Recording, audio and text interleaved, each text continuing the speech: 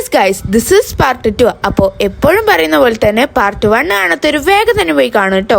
അങ്ങനെ നമ്മൾ ഓർഡർ ചെയ്ത ബ്രോസ്റ്റും എത്തി. അപ്പൊ ഫസ്റ്റ് തന്നെ ബാദുക്കാക്കാണ് കേട്ടോ ട്രൈ ചെയ്യാൻ പോകുന്നത്. നിങ്ങളെന്റെ എക്സ്പ്രഷൻ ഒന്ന് കാണി. നന്നായിട്ട് ആസ്വദിച്ച് വരേനു. ആ ചൂടങ്ങോട്ട് അലമ്പാക്കി. എങ്ങനെയുണ്ടോ എന്റെ എക്സ്പ്രഷൻ?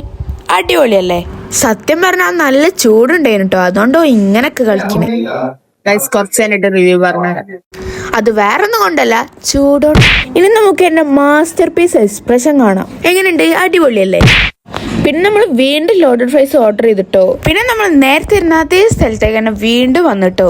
ഞാൻ എപ്പോഴും കോഴിക്കോട് ബീച്ച് വന്ന മിസ്സാക്കാത്തൊരു ഐറ്റം ആണ് ഇത്, ബ്രൗണി വിത്ത് ചോക്ലേറ്റ്. എന്താണെന്നറിയില്ല, എനിക്ക് ഭയങ്കരമായിട്ട് ഇഷ്ടമാണ്. ഇപ്രാവശ്യം ബ്രൗണി മാറ്റി വെറൈറ്റി ആയിട്ട് വാനില വാങ്ങിക്കണേ. ഗൈസ്, നല്ല ടേസ്റ്റ് ഉണ്ടായിരുന്നു കേട്ടോ. ഞാൻ ടേസ്റ്റ് വൈസ് നോക്കുമ്പോൾ ബാദുക്കാക്ക് എന്തൊക്കെയോ ക്യാമറന്റെ മുന്നിൽ പറയുന്നുണ്ട്.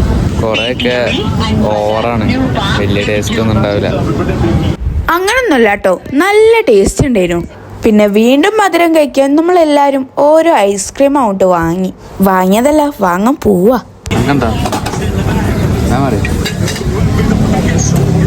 അങ്ങനെ ഞാനൊരു റെഡ് വെൽവെറ്റും ഇപ്പച്ചൊരു ബട്ടർ സ്കോച്ചും ബാദുക്കാക്ക് ഒരു ഓറിയോയും വാങ്ങിട്ടോ.